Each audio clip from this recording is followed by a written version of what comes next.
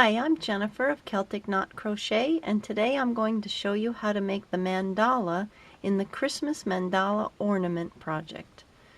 First you want to chain 5. As you can see, the mandala is actually using some embroidery floss, but so you can see the stitches, I'm going to use this chunky yarn.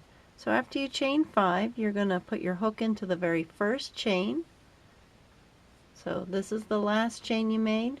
This is the first chain. Yarn over and pull through everything, and that's a slip stitch. And now you have a ring that you're going to work inside of. You're going to chain 3 and then do 3 double crochets. And this is going to be the beginning popcorn.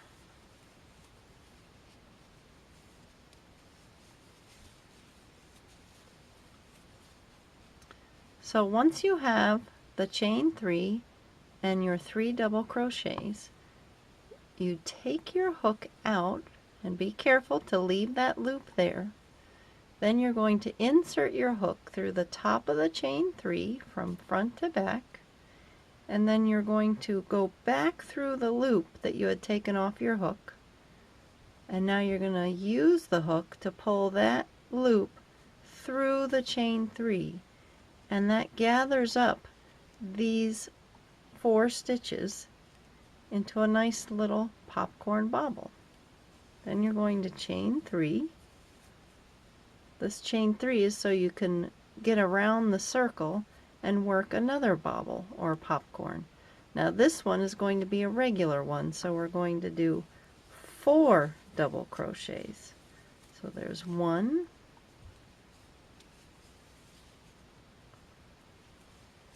2, trying to work over my yarn tail so I don't have to weave that in later, 3, and 1 more, 4. So here's the 4 double crochets. Take my hook out, find that first double crochet and put my hook into it. Now grab the loop from before, pull it through, and now I have another popcorn. Chain 3, and I repeat that 3 more times, so I have a total of 5 popcorns in this first round. Now once your 5 popcorns are finished and you've done your last chain 3, you're going to go into the top of the last popcorn. You hook in, yarn over, pull through the stitch and through the loop on your hook to make a slip stitch. Now we're going to chain 1 and single crochet right in the top of that same popcorn we just worked in. Then we're going to chain 5 and single crochet in that chain 3 space. I'm going to back this up a little so you maybe can see a little bit better. And now we're going to chain 5 again. And now we're going to find the top of the next popcorn back here and do a single crochet there. So now for every chain 3 space, I'm going to have 2 chain 5 loops. And I'm going to continue just like that all the way around. Chain 5, single crochet in the chain 3, chain 5, single crochet in the top of the next popcorn. And I will end up with 10 chain 5 loops. Now that I've gone all the way around and have my 10 chain 5 loops, I'm going to find that first single crochet that I made of the last round, and I'm going to put my hook in, yarn over, and pull through everything so I join it in a slip stitch. Now we're going to work in each of these chain 5 spaces. Going to slip stitch, chain 1, slip stitch again. So now I'm more in the middle of the chain 5 space, and I'm going to make another beginning popcorn, which is chain 3 and 3 double crochets,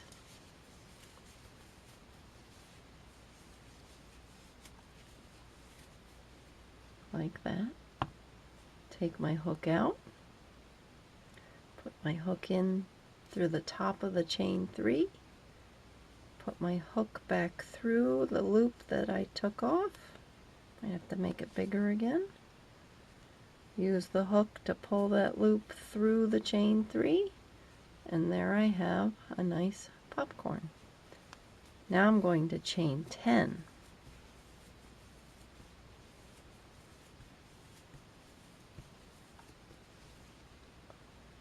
And now I'm going to do a regular popcorn in the next chain 5 space.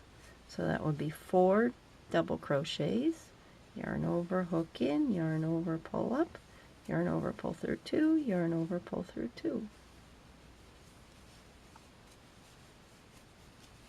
One more. So there's the 4. Take my hook out, put it through the first stitch of those 4, back through the loop, pull it through the first, tighten it up, and now chain 10. And I'm going to continue that all the way around.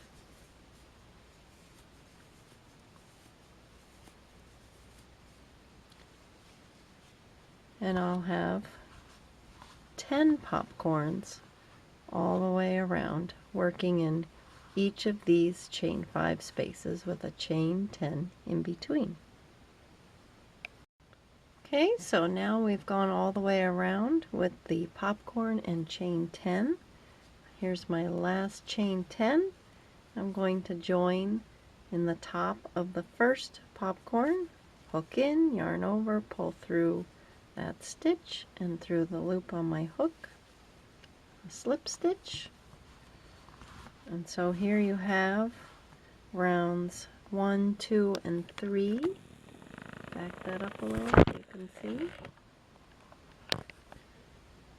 And here's the size that would go on the ornament ball. It's about 3 inches across. And here it is enlarged. And then the last round, in every chain 10, to give it a nice finishing look, you'll do 5 single crochets. 1, 2, 3, 4, 5. Then you're going to chain 3 and do 5 more single crochets in that same space.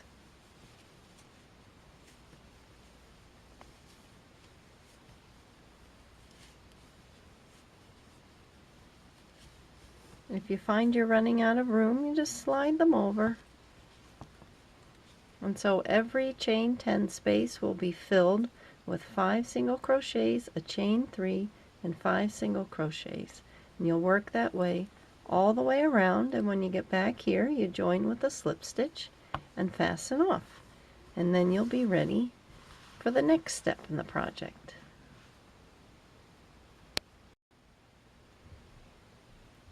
So once you have completed your mandala with the embroidery thread, you'll get something that looks like this. It's about 3 inches in diameter. And you could steam block it if you'd like, but you don't have to. And then you want to get a plain ornament ball. Now these you will see in the directions. There's a link to where you can buy these on Amazon. I like these with the silk thread over the top, and they come in all different colors, and they're very lightweight because there's a styrofoam ball inside. But these can be hard to come by and or expensive. I was hoping to buy some for this project, but there was a delay for a couple of weeks. So I bought some plain styrofoam balls They were about 8 for $3 and then or $4, and then it was on half off. But I tried painting them and it didn't quite work like I was hoping. So I came up with a technique so that they could be made into a different color, and that will be in another video of how to prepare the styrofoam ball for decorating with sequins or crochet elements. And I'll show you how I do that in another video. But basically I decoupaged some tissue paper on it, and then once it dried I painted it with a couple layers of gold paint. So once I did that, this is what the final ornament looked like. So I used a nice pretty magenta embroidery floss, and then I made sure that as I held it, the mandalas were equal distance from each other, and I tried to get them centered on each half. And then I used sequin pins to embellish it with a bunch of different sequins, and then I just used a glue gun and some gold glittery trim that I had in my craft stash to add something in here, because this is a 3-inch ball, so there was more space. This one right here is a 2-inch ball, so you'll have less space between the two mandalas. But that's easy to fix. Just add more sequins or add some gold trim. This one here is done on the smaller ball, and as you can see, there's less space. So I just put a line of sequins, large sequins, and then I hot glued on some ribbon with a bow, and they're very light, so they're easy to hang on the tree. And this one I decided to leave the center open, but on this one you see I added a gem just with some glue. This one I added a slightly larger gem. I like a lot of sparkle on the tree, and it reflects all the Christmas lights and looks really pretty. So just to show you how I added these things on top, decided what's going to be the top center, and I just laid the ornament like so on the ball. This here, these right here, these small pins are sequin pins. You can find them in the craft store where they sell the sequins, and I just used a few. They don't show if they don't have a sequin on them, but I just used a few to hold this in place. So now when I let it go, it stays where I want it. And all you have to do, if you're using the smaller sequins, they have a smaller hole, and you just take the sequin pin, thread it through the sequin hole, and the head of the pin keeps the sequin on, and then you just put the sequin wherever you would like it. So I chose to put the small ones here on the tip of the mandala, and I did that all the way around. Now the only challenge here is if you decide to use a larger sequin like this one, it actually has a larger hole in the center, and it'll slide right off the top of the pin.